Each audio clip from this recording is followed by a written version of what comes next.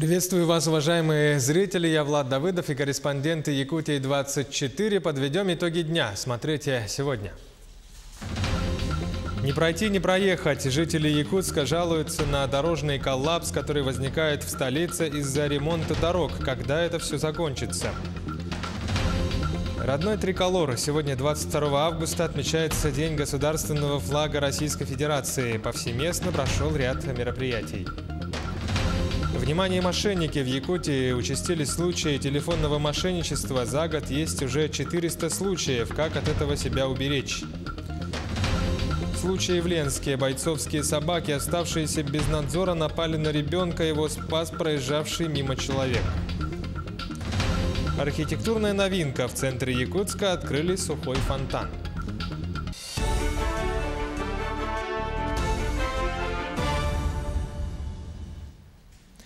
На сегодняшний день в Якутии тушат 5 лесных пожаров, из них 4 действующих в Абыйском, Верхоянском, Оленёкском и Среднеколымском улусах и 1 локализованный в Нюрбинском районе. Всего с начала пожароопасного периода в республике ликвидировано 217 очагов возгорания на площади более 8000 гектаров. Глава Якутии Айсен Николаев отметил, что оперативность тушения в течение первых суток составила свыше 30%, что соответствует нормативным показателям для территории региона. Глава Якутии поручил чиновникам контролировать вопрос выплат всем участникам тушения пожаров. Это местные жители, все службы и авиакомпании. 70 человек продолжают борьбу с природным пожаром возле села Эбях Среднеколымского района. Сводный отряд пожарных и спасателей, добровольцы и тракторная техника защищают село, в 4 километрах от которого действует пожар. На данный момент огонь не угрожает населенному пункту. Вчера вечером и сегодня с утра рубили просеки примерно 8 километров. Сейчас установилась пасмурная погода, температура около 15 градусов. Задымления в самом селе нет. Такую информацию предоставил глава муниципалитета Юрий Гуляев. По информации МЧС, пожар действует севернее от села, за болотистой местностью, озерами. Метеоусловия благоприятные для работ по ликвидации. Аэропорт в Алекминске начнут реконструировать в октябре. По сообщению Минтранса региона, из-за размытия грунта на взлетно-посадочной полосе аэропорт не работает примерно по 90 дней в году. Ежегодную транспортную проблему решит запланированная полная замена покрытия на искусственные материалы. В ведомстве уточнили, что до апреля 2020 года ограничений по приему воздушных судов Ан-24 не ожидается. Но уже с весны аэропорт сможет принимать воздушные суда 4 класса. Это Л-410 и вертолеты Ми-8. Отметим, что в этом году запланирована реконструкция еще 3 аэропортов в республике. Это в Верхневилюйске, Жиганске и Нерюнгри. На эти цели выделено более 4 миллиардов рублей. Из этих денег на реконструкцию аэропорта Алекминска направят около 2,5 миллиардов рублей. К другим темам жители Якутска не перестают жаловаться на дорожный коллапс, который возникает в столице из-за ремонта нескольких дорог. Наиболее сложная обстановка сохраняется на улицах Петра Алексеева и Жарницкого. Наш корреспондент Анастасия Кобызева выслушала все стороны вопроса и узнала, когда в городе в итоге завершатся ремонтные работы. Не проехать, не пройти. Капитальный ремонт дорог по улицам Жарницкого и Петра Алексеева доставляет неудобства горожанам. 2 параллельные улицы перекрыли одновременно. В результате в транспортной изоляции остался целый жилой квартал. И водители, и пешеходы не могут подъехать к своим домам. Приходится добираться окольными путями. У людей возникают вопросы, а не затянулись ли ремонтные работы и когда уже асфальт появится. Опасения горожан понятны, ведь совсем скоро начнется новый учебный год. А вы видели там дорогу, ту, которую делают? И Жарницкого, та, которая, получается, он там делается сейчас. Ну, как бы совершенно неудобно сейчас на машине проехать, а пешком более-менее нормально. Конечно, неудобно. Все там, вот сейчас закроется. Не подъехать, не пройти, ничего. Как может быть удобно? Люди пешком ходят. Сколько бабушка пришла, говорит, господи, когда дорогу сделают, пешком иду, говорит, такое расстояние по 2 остановки. Жарницкого закрыто, там даже, по-моему, ремонта нет, они не начали, по-моему. И тут, конечно, трудно будет. Опасения горожан разделяют и активисты Общероссийского народного фронта. Они считают, что рабочие бригады отстают от графиков, а процесс капитального ремонта дорог вызывает сомнения. Из того, что мы видим то, что системы водоотведения с дорог просто не предусмотрено. Вот мы только что прошли по улице Жарницкого, и вся вода, которая после дождей, вот этих небольших, скажем, прямо дождей, она стоит просто вся в дороге. Куда ей деваться? Ей деваться будет некуда. По этой причине зимой все это замерзнет, весной все это растает, и с дорогой произойдет то же самое, что и со всеми дорогами происходит. Она просто рассвалится. В мэрии же уверяют, отставания есть, но они не критичны, а мучения горожан совсем скоро закончатся. В сентябре начнут укладку асфальта, сразу после нанесут разметку. В октябре будут устанавливать дорожные знаки, а пока придется потерпеть. По Жарницкому мы планируем уже с начала сентября, в первых числах сентября уже начать работы. Ну и по Петра Алексеева параллельно все эти работы будут идти. То есть к 1 сентября постараемся, конечно, открыть улицу Петра Алексеева от Семена Данилова до Родзинского, чтобы действительно был доступ горожан, в том числе и социальный объект. Возникает еще один вопрос. А не помешают ли дожди и первый снег в сентябре работе? Как известно, технология позволяет класть асфальт при показателях осадков до 5 миллиметров. Над этим вопросом задумываются в администрации города, но похоже, что и там не знают, как решить эту дилемму. Сами работы по асфальту занимают не так много времени. Главное, чтобы погода позволила работать. При сильных, обильных осадках, конечно, работать с горячими асфальтобетонными смесями невозможно. Но при этом мы понимаем, что у нас есть сроки. Теперь о качестве. Образцы нового дорожного полотна по улице Петра Алексеева отправили в лабораторию. Там выяснят, соответствует ли асфальт всем требованиям. К слову, жители города готовы ждать и терпеть неудобства. Главное, чтобы дороги были сделаны качественно. Чтобы они прослужили, как и полагается, по нормативу 8 лет. Анастасия Кобызева, Джилстен Иннокентьев, Павел Пахомов, Якутск. Резонансное дело супругов Левадных, которые силой удерживали гражданку Филиппин Ракель, недавно было рассмотрено Якутским городским судом.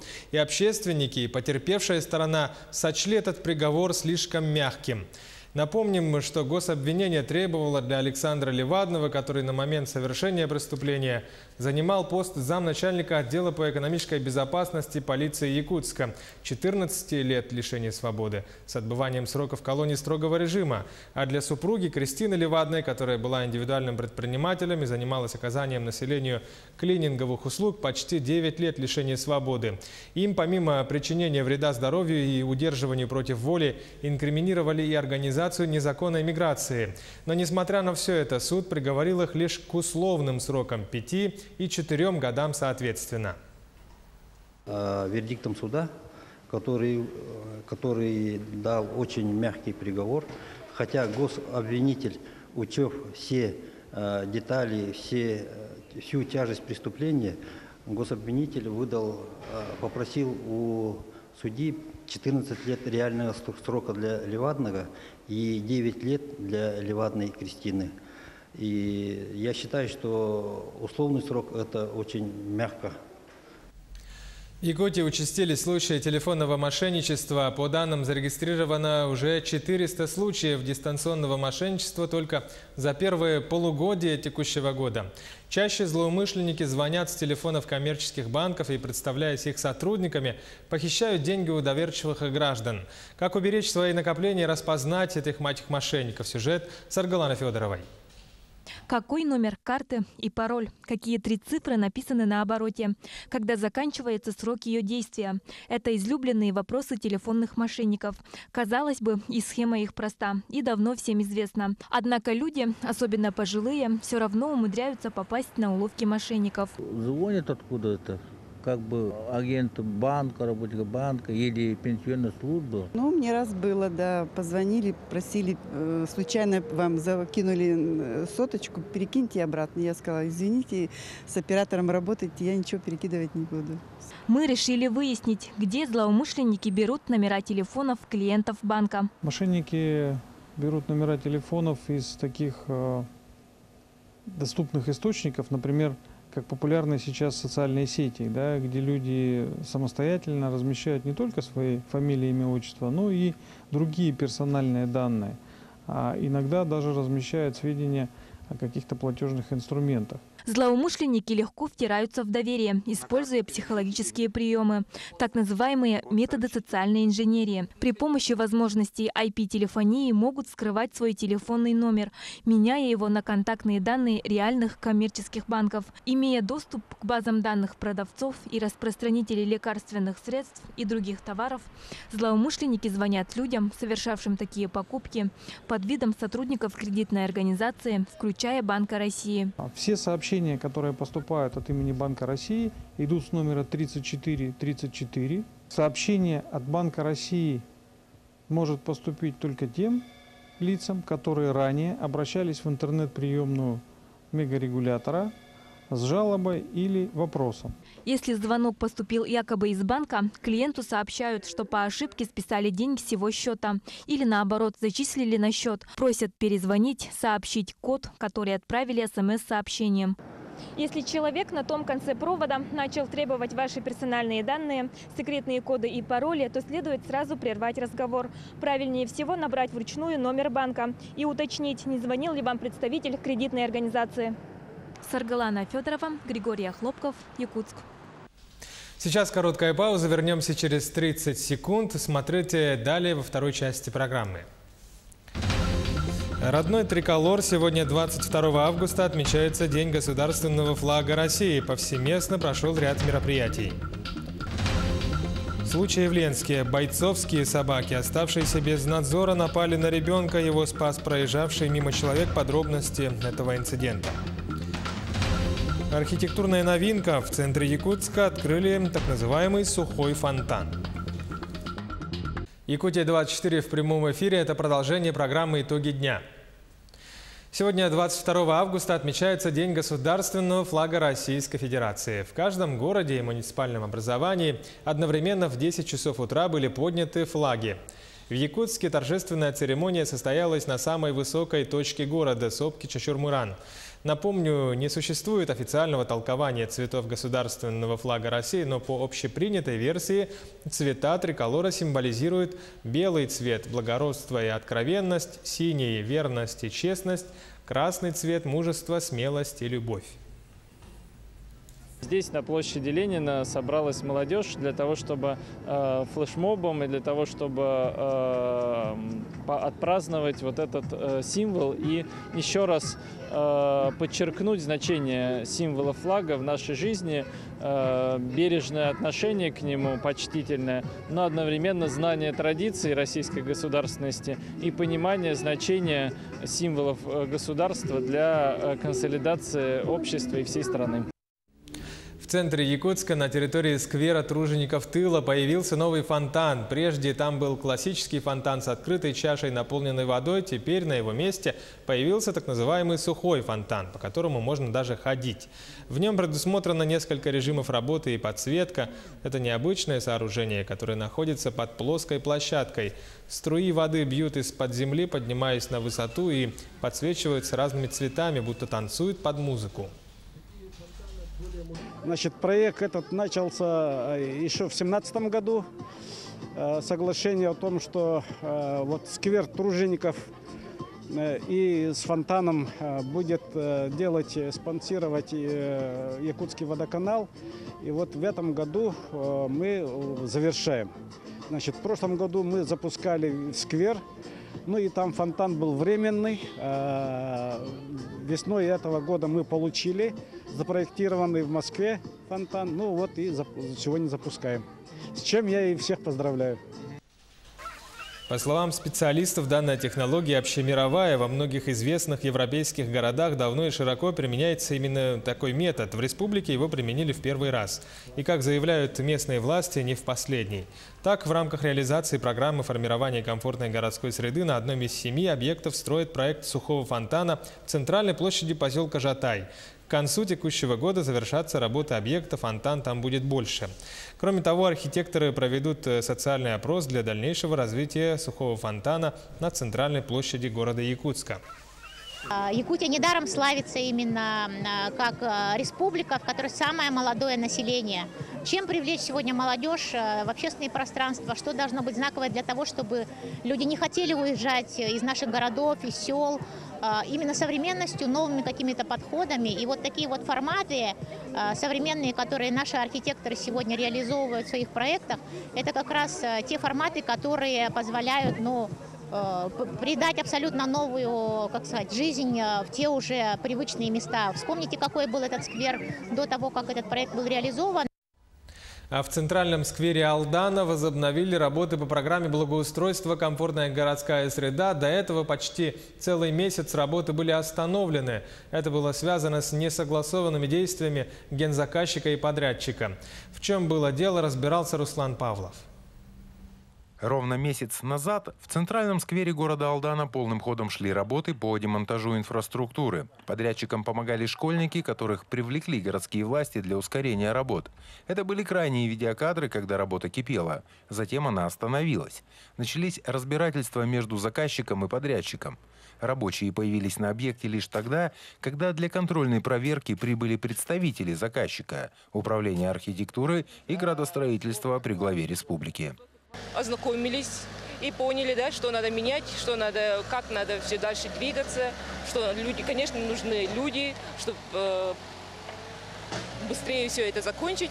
Ну и решим вопросы. Торги по благоустройству сквера выиграло общество «Редком» из города Якутска. Фирма в Алдане известная по печальному опыту возведения домов для детей-сирот. И вновь проблемы. Лето и срок первого этапа проекта, который включает все земляные работы, заканчиваются, а результатов не видно. Согласно контракту, еще 5 августа на этом месте должна была быть чаша фонтана.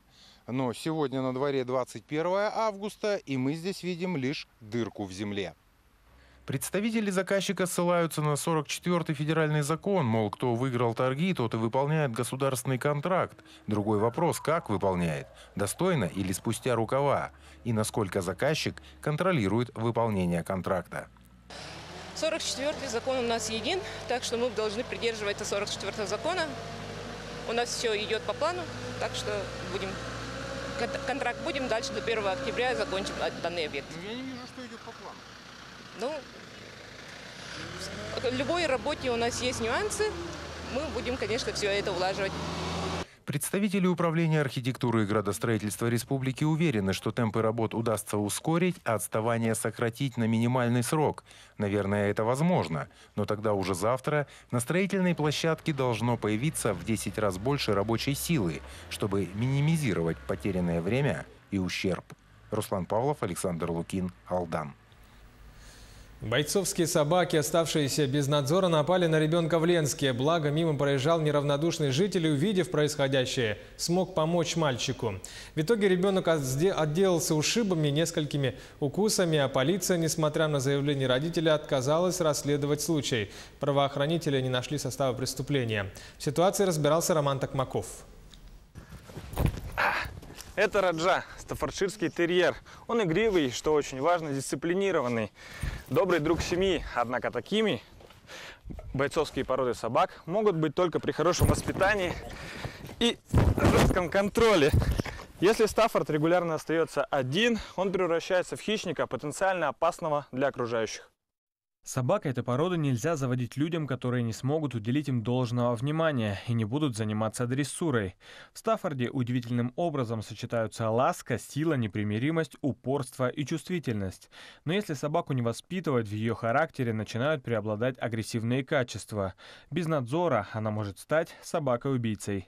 Сын мой шел на тренировку в спортзал на стадион, и в районе Чапаева 20 его укусила, надо сказать, бойцовская собака. Мы потом выяснили, что это был стаффордширский терьер. Напала даже не одна собака, а две собаки. Напала из рядом стоящего автомобиля. Ситуация была крайне серьезная, на самом деле. Ребенок уже упал, выскочил на дорогу, упал. И если бы, как относительно счастливые обстоятельства, рядом проезжал очень хороший человек. Потом я выяснил, что он житель Чимчи, зовут его Федор Дмитриевич, он, собственно говоря, спас моего сына. В микрорайоне Мухтуя безнадзорные собаки не редкость. Однако официальных обращений по фактам нападения на людей практически нет. В этом случае отец пострадавшего мальчика решил не оставлять проблему без внимания. Он обратился в полицию с заявлением о возбуждении уголовного дела против хозяина собаки. Ему было отказано за отсутствием события преступления. Но Владислав Потапов продолжит разбирательство. Он намерен обратиться в прокуратуру и по-отцовски благодарен спасителю своего ребенка. Нам удалось связаться с Федором Никоновым, спортинструктором из Чимчи, который волею случая оказался тогда в Ленске, приехал на День физкультурника. Машина, проезжающая машина вообще не останавливается кто-то. В это время даже чуть под машину не попали. Резко. Все это так быстро происходило, что это не заметили. Кое-как мальчик отбил, посадил машину и поехал в стадион. Я спросил него, он все в порядке, он да, все в порядке, сказал. Ну и приехали в стадион, давай осмотрим тебя. Осмотрелись, он снял шорты, и вот вы увидели, что хорошо его покусали собаки. Я его быстро отвез в скорую. Хозяин собаки отказался комментировать ситуацию, как отказывается реагировать на многочисленные замечания граждан. Его Стаффорд постоянно гуляет один, без поводка и намордника. А как известно, безнаказанность рождает вседозволенность. Я хотел бы призвать всех любителей собак, любителей животных. Если вы содержите собак, соблюдайте все правила безопасности, потому что мало того, что вы ставите людей под угрозу, детей нашего города, но еще и вызываете крайне негативную реакцию к животным. Мне, вот как я сейчас сыну объясню, что нужно хорошо относиться к собакам, не только ему, но и всему ему окружению, потому что у нас много знакомых, и все очень негативно на эту ситуацию отреагировали. Точка в этой истории не поставлена. Ждем, как на нее отреагируют надзорные органы. Станет ли она уроком для владельца собаки, пока неизвестно. Роман Токмаков, Олег Соснин, телеканал «Алмазный край». В России увеличат расходы на школьное питание и сделают его вкуснее. Регионы планируют включить в меню больше овощей и фруктов, а также блюда по рецептам самих учеников. Отмечается, что высокий уровень обеспеченности горячим питанием у школьников у Якутии и Камчатского края. Но при этом властям регионов ежегодно приходится увеличивать расходы на питание школьников. Эту проблему частично решают приусадебные участки, на которых школьники сами выращивают овощи и фрукты, тем самым удешевляя стоимость. Они функционируют в Новгородской области и также у нас в Якутии. С призерами международных и всероссийских олимпиад и конкурсов встретился премьер-министр Якутии Владимир Солодов. Он заслушал идеи и предложения школьников. Ребята поинтересовались, возможно ли в Якутии организовать международные экспедиции по археологии и геологии для студентов и школьников. Солодов отметил, что для этого следует рассмотреть систему грантовой поддержки исследовательских экспедиций. Также школьники попросили финансировать их проекты по космической технологии. На это председатель правительства предложил ребятам разработать концепцию развития данной сферы и конкретного проекта, чтобы можно было взаимодействовать по этому вопросу с Роскосмосом. Я планирую дальше продолжать свои исследования. Я получил наномодифицированный бетон, добавив углеродные односемные натрубки и еще также фиброволокна. С данным проектом я уже выступил в Лондоне. Этот проект оценили сами ученые Кембриджского университета. Они сказали, это очень интересно, то, что ты добавляешь углеродные натрубки в бетон, и у тебя уже есть результат.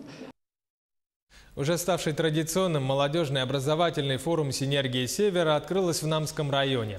Второй день на территории парка культуры и отдыха идут деловые и культурно-спортивные мероприятия, которые включают в себя круглые столы, мастер-классы, конференции, семинары, практикумы.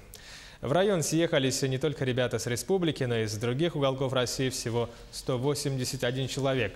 В течение 5 дней молодые люди будут работать по 5 направлениям. Все дни форума с командами будут работать федеральные эксперты, приглашенные из Москвы, Санкт-Петербурга и Владивостока.